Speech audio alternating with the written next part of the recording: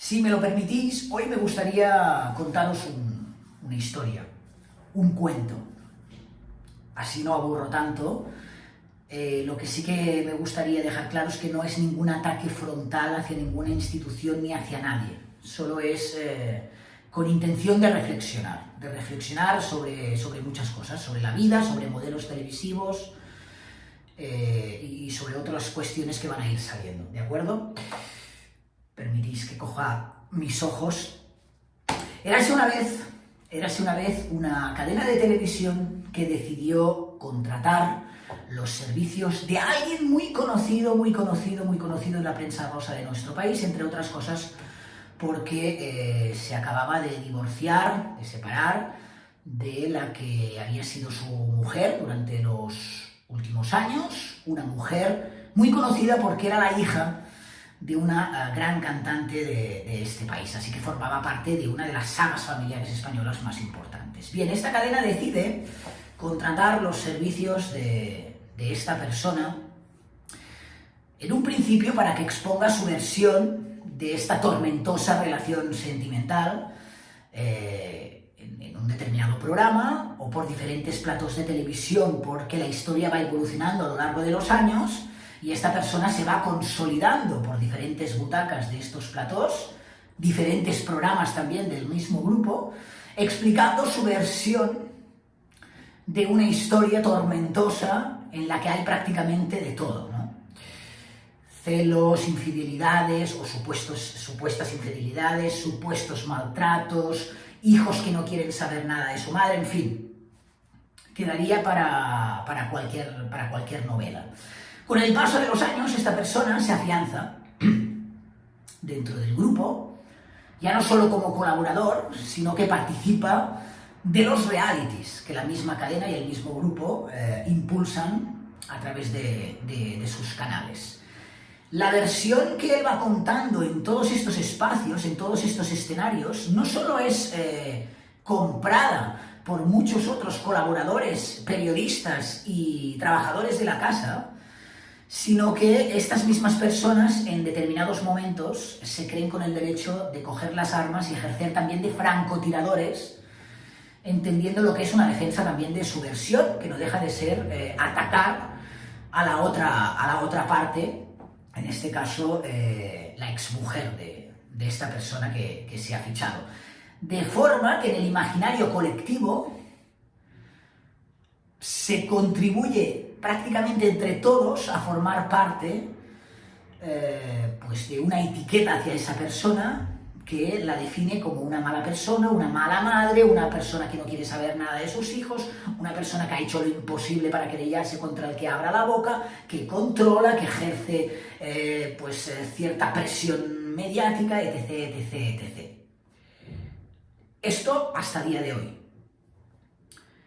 Hay un día que esta misma cadena, este mismo grupo que trabaja con muchas productoras, le decide encargar a la misma productora que se ocupa del programa Sálvame, uno de los platós donde se ha ejercido más violencia periodística contra esta persona, le encarga a la fábrica de la tele, en este caso, que haga un documental sobre la vida de esta otra persona que hacía tantos años de la cual no sabíamos su versión, ¿no?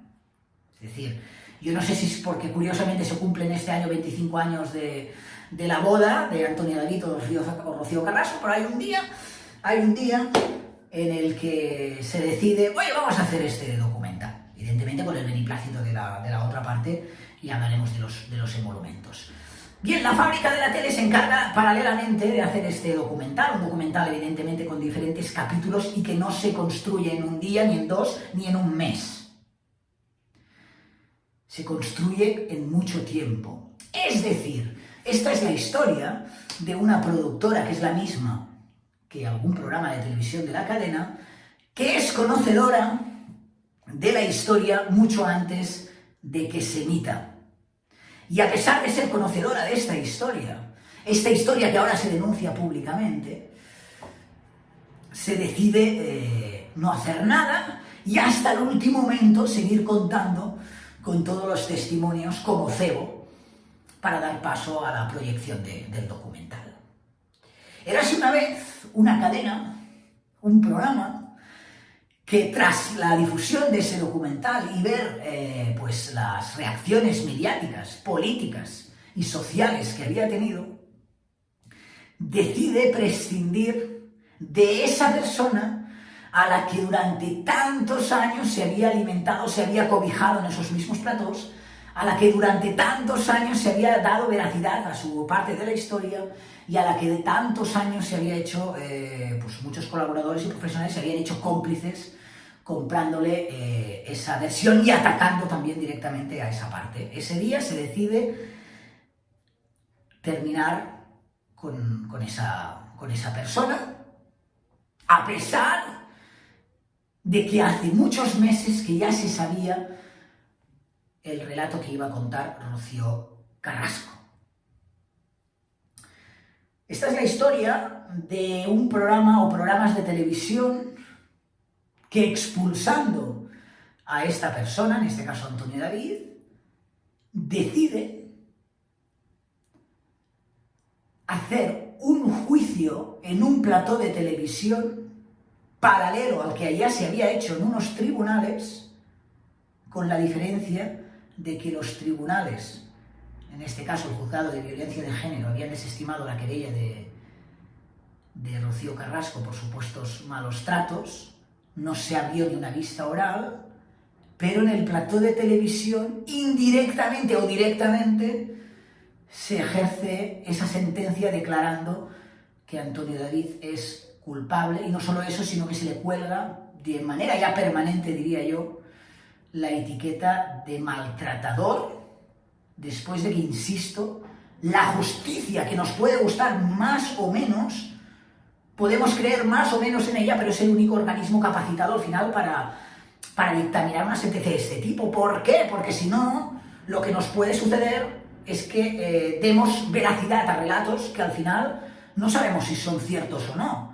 Y este es un juego muy peligroso, ¿no? Tiene que haber un árbitro, alguien que ponga sentido común a todo esto, nos guste o no nos guste. Esta es la historia de un programa, de una cadena, que aseguran que hacen eso porque son abanderados de la lucha feminista, de la lucha contra los derechos de la mujer, contra, evidentemente, los casos de violencia de género, que se ponen las manos a la cabeza, incluso haciéndose responsables de cómo hemos podido permitir esto. Pero el día que Rocío Flores, la hija, uno de los testimonios más claves, si no el que más, indirecto de ese documental, quiere entrar en directo en ese programa para dar su versión y, como dice ella, tender puentes con su madre, se considera que no es necesario. Pero luego nos ponemos las manos a la cabeza, madre mía, pobrecito Rocío Carrasco, lo que debe estar sufriendo, ¿no? Que no tiene contacto con su hija. Esta es la historia de una cadena y de un programa de televisión que, tras emitir el documental, se pone las manos a la cabeza, exclamando cómo se ha podido permitir eso y cómo es posible que solo hayan pasado todos estos años solo dando veracidad a una parte de la versión sin conocer la otra, cuando paralelamente lleva meses haciendo lo mismo con otros conocidos casos mediáticos. Léase Isabel Pantoja, a la que se ha dejado como una loca que da de comer a los gatos y no tiene otra cosa que hacer en la vida, que está perdida, que está sola, que no tiene a nadie, o una María José Campanario, que es una mujer que, por cierto, está enferma y a la que se ha ridiculizado pasándole unos vídeos cantando cuando estaba en pleno confinamiento. Y ahí no sucede nada. Una cadena de televisión que, paralelamente, cosas de la vida, cuenta con la mujer de esta persona a la que has echado, de Antonio David, Olga Moreno, como concursante para la próxima edición de su nuevo reality de Supervivientes. ¿Y quién la va a defender? Porque si a Antonio David lo hemos fulminado y a Rocío Flores no la dejamos entrar, ¿quién la va a defender? O quizás sí que entonces la vamos a dejar entrar, porque nos va a aportar más cosas a la historia. Una cadena de televisión que en su día expulsó también a Marta López, una de las colaboradoras habituales de programas como Sálvame o Ya es Mediodía, por saltarse las normas anti-COVID y poner en riesgo, bueno, por no ser un ejemplo, ¿no?, en ese momento de sensibilidad extrema, pero que mes después vuelve a estar en nómina.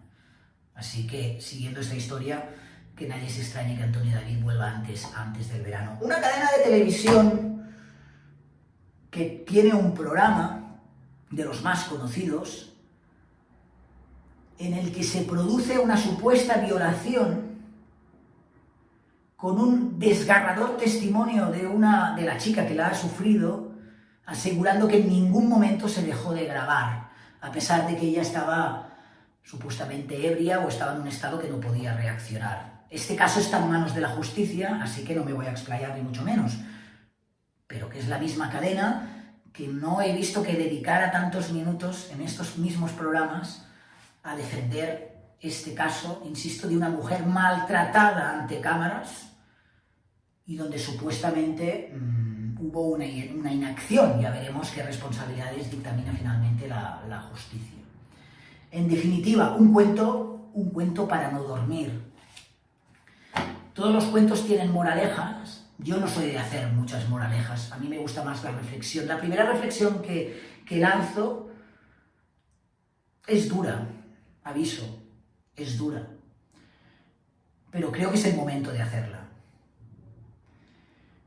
Si Rocío Carrasco finalmente se hubiera quitado la vida, hubiera conseguido lo que en ese momento quería, su propósito, ¿qué responsabilidad hubieran tenido los medios o programas como los de esta cadena en su muerte? ¿Nos hubiéramos lavado las manos o hubiéramos hecho las mismas reflexiones que estamos haciendo ahora? Lo digo porque este caso ha terminado bien por ahora, pero algún día nos podemos hacer daño. La violencia de género es una lacra, la violencia de género es un problema gravísimo. No es ni un circo ni un postureo. Es algo que solo se debe abordar desde la justicia, desde los gobiernos, desde las instituciones y con mano dura, no desde un plató de televisión. Jamás. Pienso que tenemos una oportunidad ahora de oro para terminar con determinado modelo de prensa del corazón francotiradora que estamos viviendo los últimos años, antes de que realmente nos hagamos mucho daño. Porque aquí hay que diferenciar, y eso es importante, entre los personajes que han decidido entrar al trapo, los que voluntariamente deciden formar parte del circo, y los que no han decidido estar en ese circo, pero se les ataca, se hacen juicios de moral constantemente y diariamente y durante muchas horas, que al final terminan evidentemente por afectarles, porque la presión mediática es muy fuerte. Es el momento de replantearnos estas cuestiones. Quizás es el momento de hacer ese replanteamiento y dejar las banderas sexistas, las banderas de determinados temas a un lado, que sean otros los que hagan eso y que nosotros nos dediquemos a hacer lo que hace un medio de comunicación: informar o entretener, jamás juzgar.